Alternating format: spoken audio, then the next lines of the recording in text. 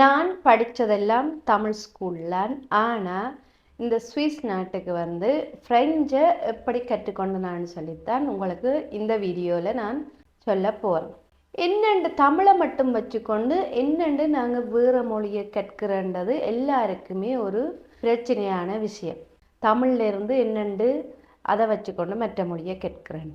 ஆனால் நாங்கள் ஆரம்ப மொழியை பிடிக்க போகிறோம், ஆரம்பத்தில் கதைக்கிற விஷயங்களை பிடிக்க போகிறோம்னு சொல்லிச்சோன்னா தமிழை வச்சு நாங்கள் கற்றுக்கொள்ளலாம். வேறு இங்கிலீஷ் தான் தெரிஞ்சிருக்கணுமென்ற அவசியம் இல்லை. முதலாவதாக நான் என்ன செய்தனான்னு சொல்லி சொன்னால், ஆரம்பம் நீவோ ஆவில் இருக்கைக்கு வந்து கட்டாயம் சொற்கள் பாடமாக்கணும் தான், இல்லை வசனங்கள் அமைக்கிறதுக்கு எழுவாய் பயனிலை எல்லாம் தெரிஞ்சிருக்கணும், வேர்புகளை வந்து அது காலத்துக்கு ஏற்ற மாதிரி எல்லாம் மாற்ற தெரிஞ்சிருக்கணும். அது எல்லாத்தையுமே வந்து நான் தமிழை வச்சுத்தான் நான் கற்றுக்கொண்டேன். நோமலாக எல்லாருக்குமே தெரியும், நாங்கள் தமிழில் கதைக்கிற மாதிரி தான் எழுவாய் பயனிலை செயற்படு பொருள் போட்டு கதைக்கிறோம். இப்போ நான் சாப்பிடுகிறேன், நான் கொடுக்கிறேன், நான் நித்திரை கொள்கிறேன் என்றால் அதுவுமே ஃப்ரெஞ்சில் அதே மாதிரி தான் சுஜையும் வரும், காலத்துக்கு ஏற்ற மாதிரி வினை சொல்லும் மாறுபட்டு வரும். நானுமே ஆரம்பத்தில் அப்படித்தான் தமிழை வச்சு இன்னொரு மொழியை ஃப்ரெஞ்சு மொழியை கற்றுக்கொண்டன. நீங்களுமே அதே மாதிரி ஆரம்ப நிலையை வந்து உங்களுக்கு தமிழ் மட்டும்தான் தெரியுமென்று சொல்லி சொன்னால் நீங்களுமே இப்படியான செயற்பாடுகள் மூலம் கற்றுக்கொள்ளலாம். அடுத்ததான் நான் என்ன செய்தேன்னு சொல்லி சொன்னால், என்ன வாசிக்கிறனோ அடுத்தடுத்த நிலைக்கு போய்க்க எனக்கு வாசிக்கிறது வந்து கொஞ்சம் ஆர்வம் கூட. ஃப்ரெஞ்சில் சரி இல்லை தமிழில் சரி என்னத்தை வாசிக்கிறனோ அதை அப்படியே மூடி வச்சு, இப்போ ஒரு புத்தகத்தில் வந்து ஒரு 2 பக்கம் வாசிக்கிறேன்னு சொல்லி சொன்னால் மூடி வச்சு போட்டு அதை அப்படியே எனக்கு விளங்கின மாதிரிக்கு நான் ஃப்ரெஞ்சில் சொல்லி பார்ப்பேன். இப்போ அது ஃப்ரெஞ்சில் வாசித்தாலும் சரி இல்லை தமிழில் வாசித்தாலும் சரி, என்ன வாசித்தாலும் நான் அதை மூடி வச்சு போட்டு எனக்கு விளங்கின மாதிரி சத்தமாக சொல்லி பார்ப்பேன். இது நான் என்ன செய்வேன்னு சொன்னால் தொடர்ந்து பயிற்சி செய்வேன். ஒரு நாள் விட்டு அப்படிலாம் செய்ய மாட்டேன், தொடர்ந்து பயிற்சி. அதே மாதிரி படம் பார்த்தா சரி இல்லை கார்ட்டூன் ஏதாவது பார்த்தா சரி, என்னண்டான அதை நிப்பாட்டி முடிய விட்டு என்ன பார்த்தேன், எனக்கு என்ன விளங்கினது என்றதை நான் திருப்பி எனக்கு ஃப்ரெஞ்சில் எப்படி கதைக்க வருதோ, அது பிழையாகவும் இருக்கும் சரியாகவும் இருக்கும், எப்படி கதைக்க வருதோ நான் அதை சொல்லி பார்ப்பேன். பிள்ளையா சொல்லுவேன்னுட்டு நான் அதை வந்து ஒரு நாள் கூட நிப்பாட்டினது கிடையாது. அது நான் அடிக்கடி தொடர்ந்து ஒவ்வொரு நாளுமே செய்து கொண்டு வந்த விஷயம். என்ன எனக்கு விளங்குதோ அதை சொல்லி பார்ப்பேன். அதே சமயம் கூடுதலாக என்ன செய்வேன்னு சொன்னால், இப்போ ஒரு படம் பார்த்தேன்னு சொல்லி சொன்னால் அது எனக்கு பிடிக்கலைன்னு சொன்னால் என் ஒப்பீனியனையும் சொல்லி பார்ப்பேன். ஏன் எனக்கு அந்த படம் பிடிக்கலை, அதில் என்ன எனக்கு பிடிக்கலை, என்ன காரணத்துக்காக இந்த படத்தை பிடிக்கல, இப்படி நான் சில கொஞ்சம் கூடுதலாக சேர்த்து கதைச்சு பழகுவேன். நீங்கள் எல்லாரும் யோசிக்கிறீங்க, இது சாத்தியமான விஷயமா, கதைக்கலாமா? நிச்சயமாக கதைக்கலாம், இது ஒன்றும் பெரிய விஷயமே இல்லை.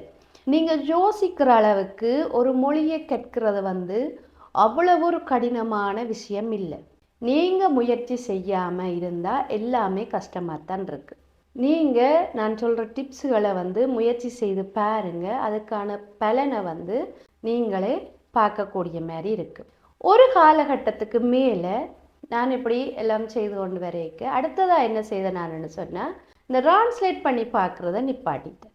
அதே மாதிரி ஃபோன்லேயும் சரி எந்த தலைக்குள்ளேயும் சரி, அது என்னன்னு சொல்லி சொன்னால், கொஞ்சம் நான் ஒரு குறிப்பிட்ட நீவோ தாண்டின பிறகு தமிழில் யோசிக்கிறத விட்டுட்டேன். நேரடியாகவே நான் ஃப்ரெஞ்சில் யோசிக்க பழகினேன். அது எப்படின்னு சொல்லி சொன்னால், நீங்கள் அன்றாடம் வாய் திறந்து கதைச்சு பயிற்சி செய்து கொண்டு வரும்போது சின்ன விஷயங்களை கூட நீங்கள் தமிழில் யோசிக்க தேவையில்லை. அதை நேரடியாகவே அடுத்த கட்டத்துக்கு போகிறதுக்காக நீங்கள் டிரெக்டாகவே அப்படியே ஃப்ரெஞ்சில் யோசித்து நீங்கள் பதில் சொல்லலாம். இப்போ ஒரு பொருளுக்கு தெரியாட்டி அதை தமிழில் யோசித்து அதுக்கு பிறகு அதை என்ன இருக்குமென்னு ஃப்ரெஞ்சில் யோசிக்கிறத விட்டுட்டு அந்த பொருளை கற்பனை பண்ணிக்கொண்டு உடனே ஃப்ரெஞ்சில் அதை சொல்லக்கூடிய மாதிரி இருக்கும்.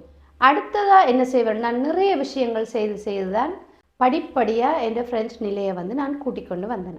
மற்றதாக என்ன செய்வேன்னு சொன்னால், இமேஜின் பண்ணுவேன். சில கற்பனையான விஷயங்களை வந்து இமேஜின் பண்ணுவேன்.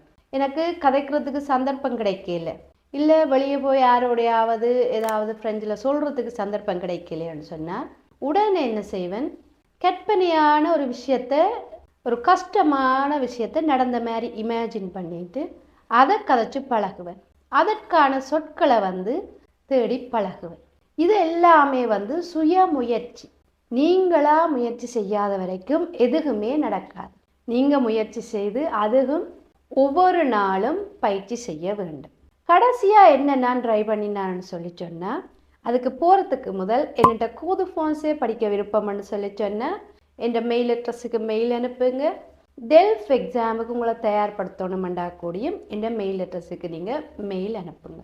நான் வந்து நீவோ பேது நிலையை தாண்டின பிறகு நான் என்ன செய்தேன்னு சொன்னால், தொழிற்பயிற்சிக்காக எல்லா இடங்கள்லையுமே நான் அப்ளை பண்ணினேன்.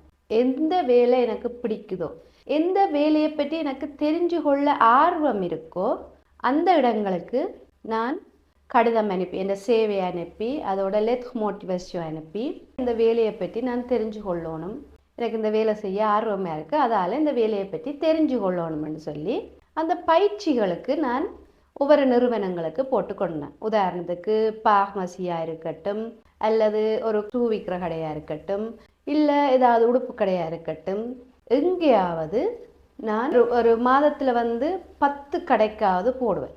கூடுதலான பேர் ரிஜெக்ட் பண்ணிவிடும். ஆனால் அந்த 10ல் வந்து 2 பேராவது ஒரு 3 நாளைக்கு அந்த தொழிலை நான் பார்க்கட்டும் பழகட்டும்னு சொல்லி எனக்கு அக்செப்ட் பண்ணி பதில் போடுவேன். இதெல்லாமே வந்து எனக்கான சூழலை வந்து நான் அமைச்சு கொள்கிற விதம். ஃப்ரெஞ்சு கதைக்கிறதுக்கான சூழலை வந்து அமைச்சு கொள்கிற விதம்.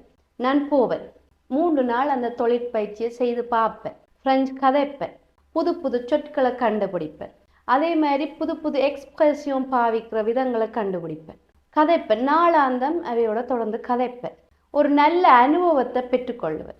சில பேர் என்ன செய்வீங்க, படித்து முடிச்சு போட்டு வீட்டுக்குள்ளே இருப்பீங்க, அதை பயன்படுத்த மாட்டீங்க. இல்லாட்டி இந்த காரணத்துக்கு எக்ஸாம் எழுதுறதுக்காக நான் படித்தேன், நான் எக்ஸாம் எழுதி முடிஞ்சுது, அதோட என் ஃப்ரெண்ட்ஸ் இது முடிஞ்சுது. அப்படித்தான் நிறைய பேர் இருப்பீங்க. இல்லை, நீங்கள் ஒரு மொழியை படிக்கிறீங்கன்னு சொன்னால் அதில் தொடர்ந்து நீங்கள் பயணித்து கொண்டே இருக்கணும். அப்போத்தான் நீங்கள் அடுத்தடுத்த நிலைக்கு போய்கொண்டு இருக்கலாம். ஆரம்பத்தில் எல்லாமே நிராகரிப்பாக தான் இருக்கும். நீங்கள் அதை தாங்கிக் கொள்கிற மனப்பக்குவம் வந்துட்டோன்னு சொன்னால் அடுத்தடுத்து நீங்கள் முயற்சி செய்ய உங்களுக்கு எல்லாமே நல்ல விதமாக அமையும். எனக்குமே அப்படித்தான். எல்லாம் நினைச்சோன கையில் வந்து கிடைக்காது. எங்களோட கஷ்டம், எங்களோட முயற்சி, எங்களோட தியாகம் எல்லாமே அதில் இருக்குது. இப்படி நான் ஒரு 10-15 இடங்களில் போய் பயிற்சி செய்து வித்தியாசமான அனுபவங்கள், வித்தியாசமான தொழில் செய்கிற நிறுவனங்கள், இதில் எல்லாம் பயிற்சி செய்து அவையோட தொடர்புகள் கதைச்சு இதண்டு என்ற மொழியை வந்து நான் இன்னுமே மேம்படுத்தி கொண்டேன். இதுதான் நான் ஃப்ரெஞ்சு கற்றுக்கொண்ட விதம். திரும்பவுமே நான் சொல்கிறேன், எல்லாமே ஒரு நாளில் நடக்கிற விஷயம் இல்லை.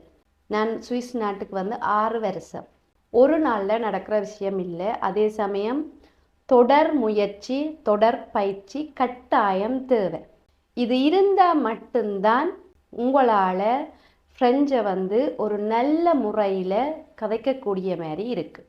நான் ஏற்கனவே ஃப்ரெஞ்சு கற்றுக்கொண்ட விதம் பற்றி ஒரு வீடியோ போட்டிருக்கிறேன். அந்த லிங்க் வந்து ஃபர்ஸ்ட் கமெண்டில் கொடுக்குறேன். அதையும் போய் பார்த்துட்டு முடிஞ்ச வரை நீங்கள் இந்த டிப்ஸுகள் எல்லாத்தையுமே ட்ரை பண்ணி பாருங்கள்.